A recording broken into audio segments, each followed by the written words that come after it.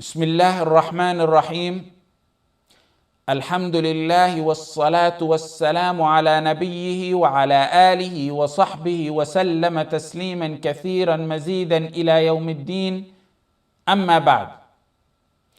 We're still talking about شهر رمضان الذي أنزل فيه القرآن, the relationship between this blessed month and our Quran. Did you know that this book that Muslims neglect today and abandon was a book the non-believers of Quraysh during the Prophet ﷺ's time really feared its effect on their hearts? They really felt it would change them, and they warned against it. Yes, out of spite against the Prophet ﷺ and his message, but also they feared its effect. They feared it would change them. They feared it would move them just by merely listen to it. They were eloquent. The reason is they were eloquent masters of the Arabic language. When the Quran was recited to the non-believers of Quraysh, it penetrated their hearts. That's the non-believers. When the verses penetrated the hearts of the believers, we have authentic narrations from our Salaf that some fell unconscious and some of them fell dead. Al-Khatib al-Baghdadi, and you'll find it also in Hulyat al-Awliya, in Sir A'lam al-Nubala, in Tahdhib al-Kamal, and also in al-Taqrib. The story of Ali ibn al-Fudayl ibn Iyad was the man who heard a verse. His father was al-Fudayl ibn Iyad, the famous worshipper scholar who died 187 years after the Hijrah. Al-Thalabi was a scholar of the 4th Hijrah century. He compiled an entire book on stories on those who the meaning of a verse killed them. They read a verse, it hit home, they fell dead. Some of the stories in that book are exaggerated, but there are some authentic stories in there. Don't be surprised. The Quran is so strong, it kills. What are you talking about? Come on now. What are you saying, Ahmad? It's deeper than that. It crumbles mountains down. لو أنزلنا هذا القرآن على جبل لرأيته خاشعا متصدعا من خشية الله. But how come I don't feel nothing? Hearts have become harder than rocks and mountains when they don't understand the Quran. ثم قست قلوبكم من بعد ذلك فهي كالحجارة. It's so powerful that our beloved lived under the most extreme hardships. Torture from Quraysh. The death of all his children before he died except one. The death of his beloved wife. The death of his uncle, companions dying, disbelievers mocking him and harming him. He didn't get no gray hair. A few surahs in the Quran gives him gray hair. شَيَّبَتْنِي هُودٌ وَأَخَوَاتُهَا. Hud and his sisters give me gray hair. Don't be surprised, that's what happens when you understand the meaning of the Quran. The Quran swept the tyrants of the Qurayshians off their feet when they heard it. In Sahih Bukhari, Ibn Abbas said the Prophet ﷺ prostrated in Al-Najm, Surah Al-Najm, and the Muslims made sujood behind him, and the jinn made sujood behind him, and the mushrikeen made sujood behind him. What? The mushrikeen? Muslims, okay. The jinn, okay. Mushrikeen? After the 5th year from the Prophet ﷺ getting revelation, while tensions were mounting and they were at their peak between our beloved ﷺ and Quraysh, a time when Abu Jahl threatens the Prophet ﷺ, he says, if I see you prostrating by the Kaaba, I'm going to step on your neck.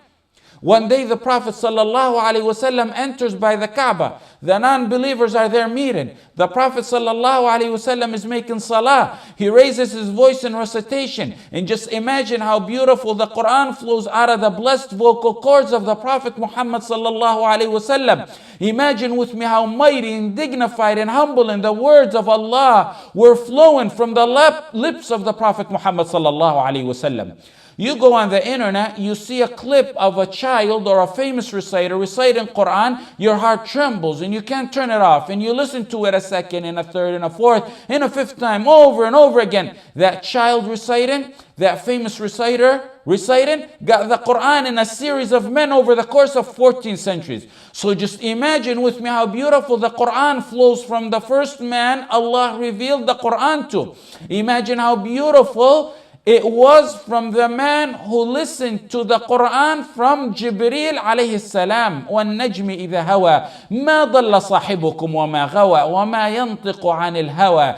He recites and he recites and then he gets to the end. أَفَمِنْ هَذَا الْحَدِيثِ تَعْجَبُونَ وَتَضْحَكُونَ وَلَا تَبْكُونَ وَأَنْتُمْ سَامِدُونَ فَاسْجُدُوا لِلَّهِ وَاعْبُدُوهُ. He went in sujood. The powerful Quran overwhelmed and swept the Qurayshin off their feet. They went on down in sujood. They couldn't even control their own limbs when they heard the Quran. A few moments of Quran demolished the kufr and arrogance in the hearts of the pharaohs of this ummah. What happened? You guys were just saying you're going to step on his neck if he prostrates, and now you're prostrating with him. Who could have believed that? That was the reason why the people who sought refuge in Abyssinia, in Al-Habasha, they returned to Mecca after they heard the story. The word got to them that Qurayshins made sujood. Who makes sujood but a believer? Or so they thought. The power of the Quran swept them off their feet. When they raised their heads out of sujood, the dominating effect of the Quran began to fade because they're not listening to it now. Darkness began to surge and submerge their hearts once again. They said, what on earth did we do? We prostrated by Muhammad sallallahu alaihi wasallam to the Lord of Muhammad. It was the strength of the Quran, the power of the Quran, the beauty of the Quran. Why were they moved and we're not moved? Because they were pioneers in the Arabic language. They were at the peak of eloquency in the Arabic language. All of them knew beyond any doubt when they heard the Quran that it was a miracle from Allah and only a revelation from Allah.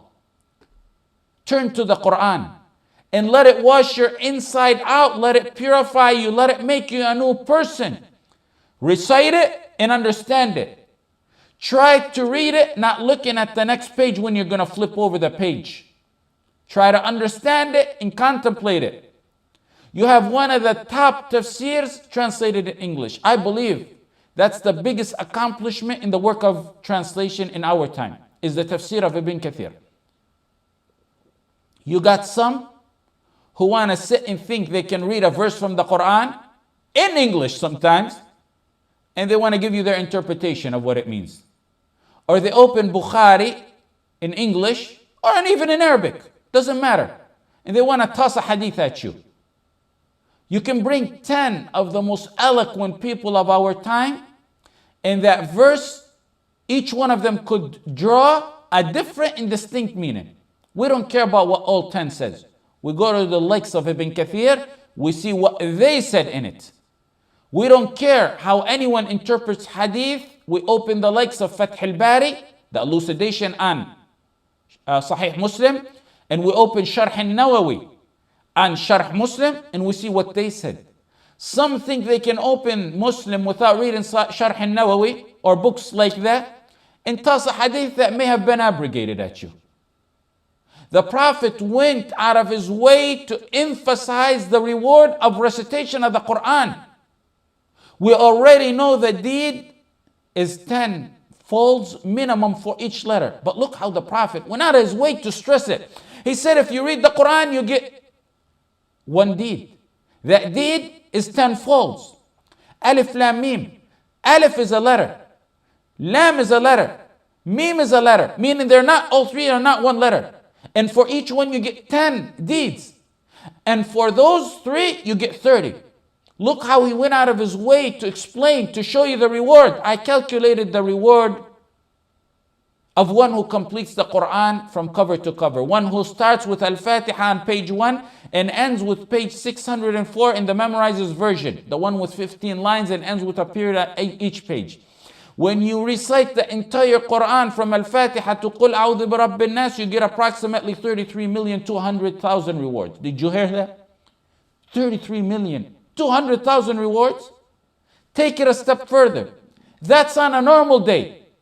It's worth way more than that in the month of Ramadan. Not even done there.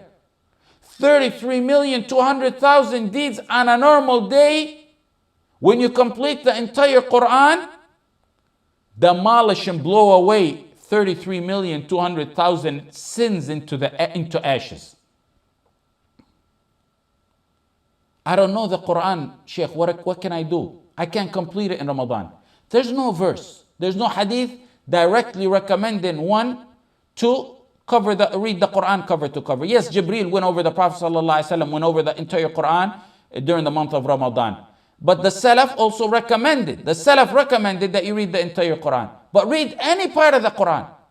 That's what's important. How? How do I read? Do the short surahs count? Aren't they part of the Quran?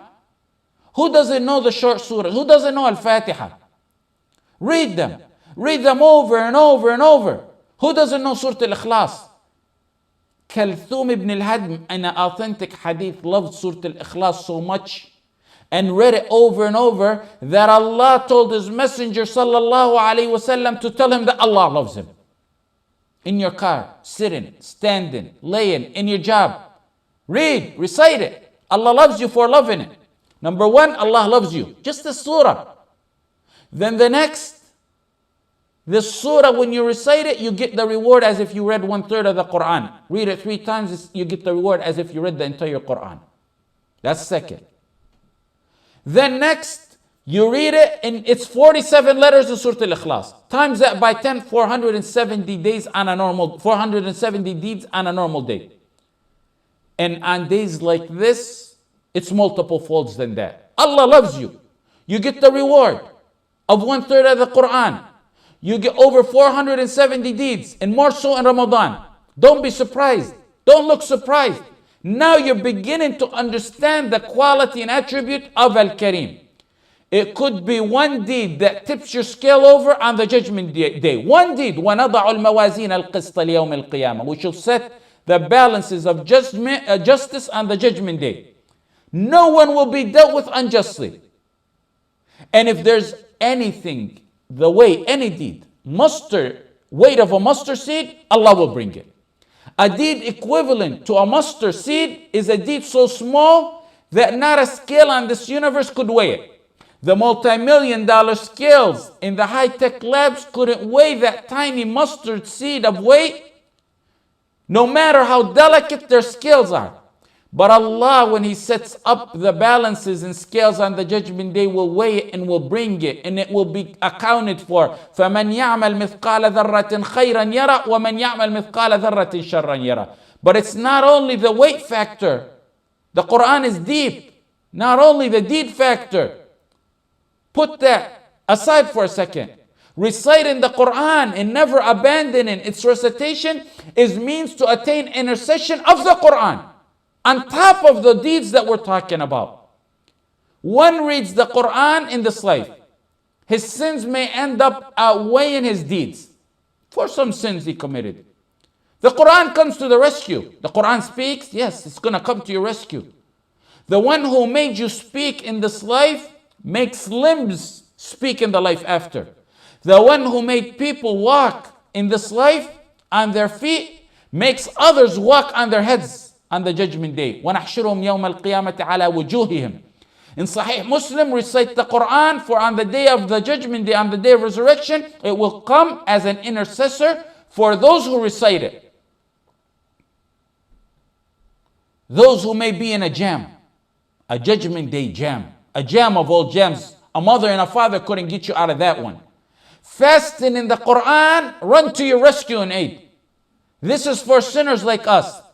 Sinners who are doing their best in recitation, but on the judgment day, their sins end up outweighing their deeds. In Ahmad, Musnad Ahmad, in Al-Tabarani, Al-Hakim, in authentic hadith, the Prophet ﷺ said, fasting on the judgment day will say, Oh Rabb, Ya Rabb, I prevented him from food and desires, so accept intercession for him. The Quran comes running to you and saying, I prevented him from sleep during the night, so accept intercession for him, Ya Allah. The Prophet ﷺ then said at the end of the hadith, and they will be allowed to intercede. The Quran and fasting. In Muslim, Abu Umama reported that the Prophet ﷺ said, read the two radiant ones, Al-Baqarah and Ali Imran. For they will come on the day of resurrection like two clouds. They will come on the judgment day like two shades. They will come on the judgment day like two flocks of birds. And in another narration outside Muslim, like canopies with light, pleading for their companions. How can you abandon the Quran after this? وَمَنْ أَعْرَضَ عَنْ ذِكْرِي فَإِنَّ لَهُ مَعِيشَةً ضَنْكَ وَنَحْشُرُهُ يَوْمَ الْقِيَامَةِ أَعْمَى. Whoever turns away from my reminder here is the Quran. Verily for him is danka. We're going to get to that word danka, and we shall raise him up blind on the judgment day. You know what danka is? Any type of turning from Quran falls under this ayah. Turning away in applying it. Turning away in recitation. Abu Sa'id al-Khudri, Abdullah bin Mas'ud, and Abu Huraira said the danka in this verse means the grave will be tightened on him. أعرض عن ذكري. And some scholars went on to say it's also a stressful life full of problems, anxiety and depression in this life. Don't miss out on listening. There's also immense reward in it, immense benefits. Maybe not as much as reading it, but there's definitely great reward and great benefits in listening to it. Wallahi, from being a baby till today, may Allah grant my father a long life full of deeds. It's exceptional and rare that he's not listened to the Quran. From back in the 70s, those huge recorders in the 70s, to the vinyl records, to the 8-track tapes, to the regular tape recorders, to the CDs, and now on his iPad. When he's not listening to the Quran or teaching it, he's like a fish out of water. May Allah shine your hearts and graves and houses with the brightness of the Quran and allow it to testify for you and be an intercession for you. وصلى الله على سيدنا محمد وعلى آله وصحبه وسلم وجزاكم الله خيرا.